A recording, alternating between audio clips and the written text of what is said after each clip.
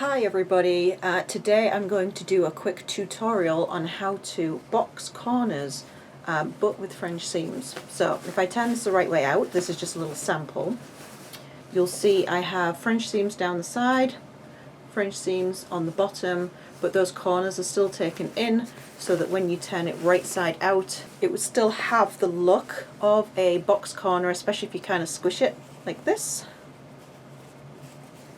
but without having to sew it on the inside and then like bind the edges.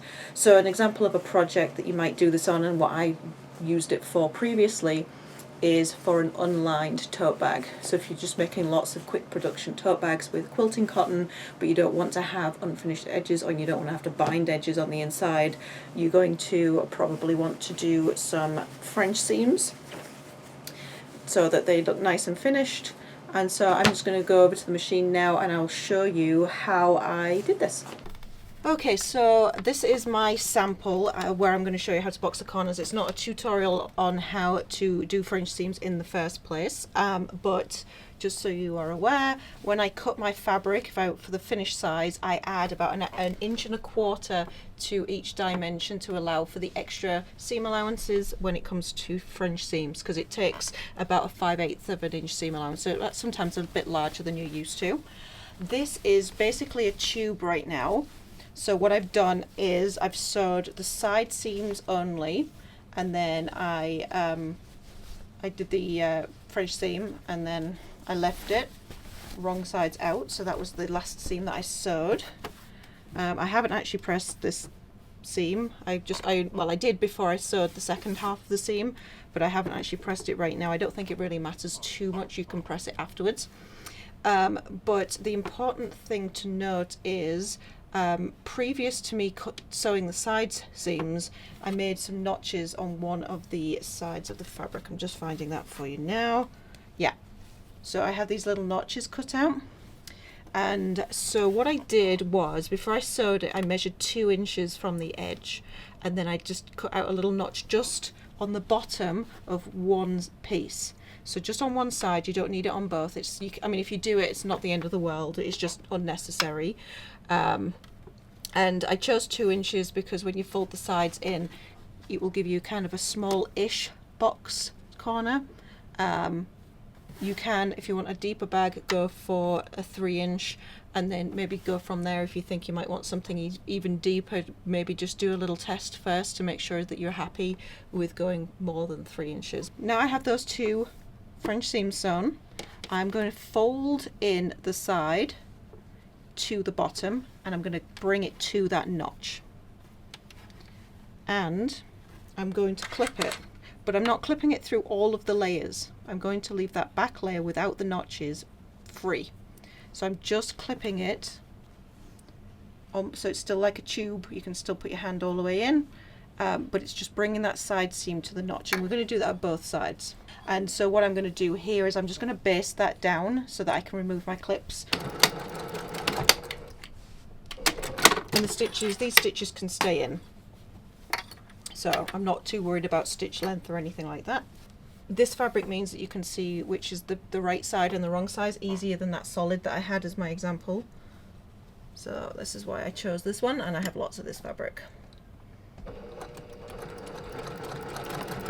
Okay, so I have no need for the clips now, and we're one step closer to getting that boxed corner. Now that we have these boxed areas, these kind of tapered ends to the bottom, we can now do the French seam on the bottom. So I'm going to turn it right side out.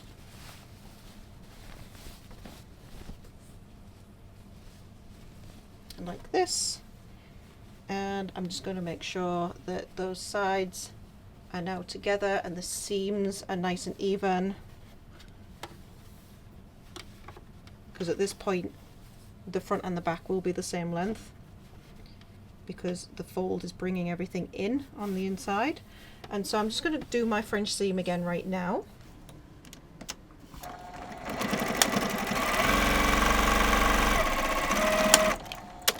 I'm just going to trim the excess off, and then when you're going to do the next seam, the final part of the fringe seam of the bottom. You just want to make sure you push out those corners as best as you can.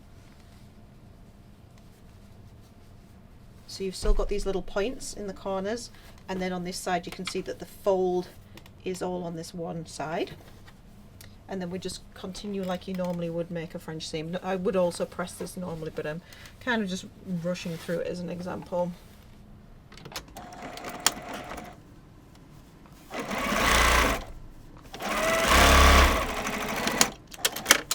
Okay, and now we can turn that right side out and have a look at how boxy those corners are. So this was my first sample. You'll notice the corners were much more exaggerated. I probably should have gone for a bigger fold than I did on this one, because actually when you turn it the right side out it's not hugely visible.